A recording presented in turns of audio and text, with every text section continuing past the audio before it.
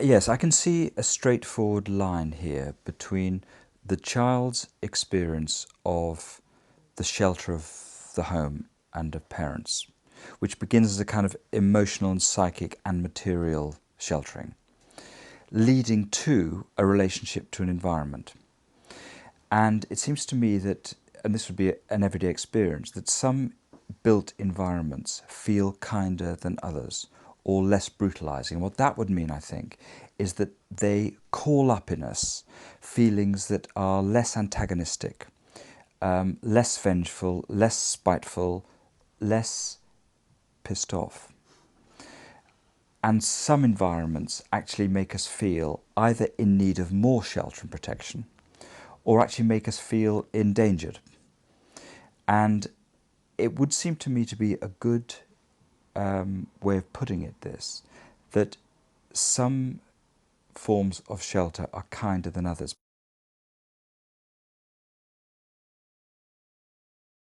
Potentially, kindness is more promiscuous than sexuality, as in we're moved by more people than we desire. And so I think that there's a tremendous fear attached to one's instinct to be kind to other people. Because, of course, if one acts on one's kindness, one involves oneself in their lives. So it's a big risk.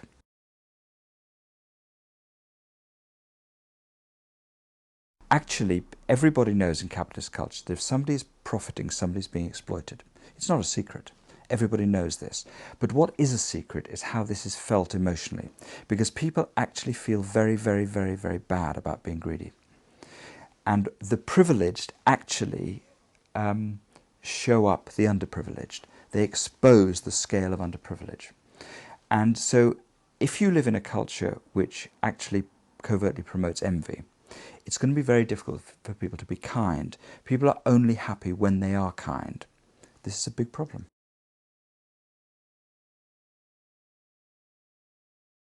We could distinguish between shelter for and shelter from. And I think people can be sheltering from all sorts of things they may actually need to be able to confront. And they might seek shelter for certain kinds of vulnerabilities they need to acknowledge.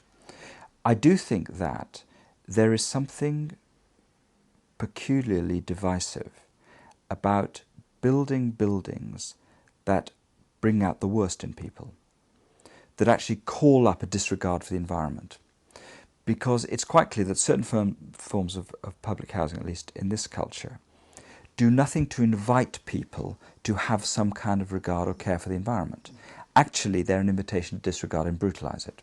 So this is a covert attempt to bring out the worst in people, I think, while telling yourself a public story that you're doing them an awful lot of good. So I think people need to give interesting accounts of what people need to shelter for and shelter from, and not allow the buildings, a bit like the idea that a family is a haven in a heartless world. It would be better to create a more heartfelt world rather than create better families as havens.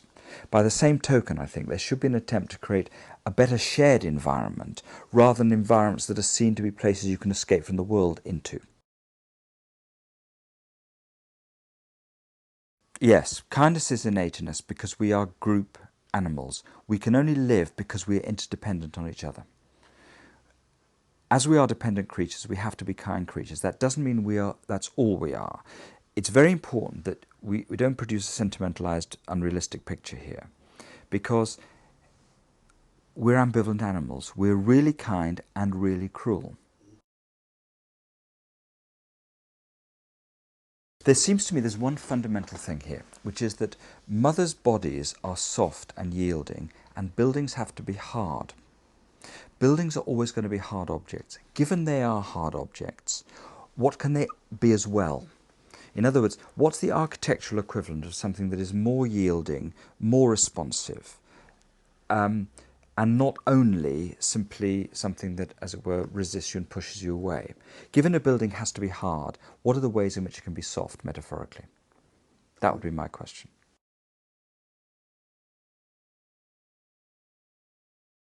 One of the opportunities the financial crisis provides is it allows us to wonder whether there might be more things to want than lots of money. So there is the opportunity here for a reconsideration of the things that matter most to us. One of the things that might matter most to us is each other. That's what kindness is about, how much we matter to each other.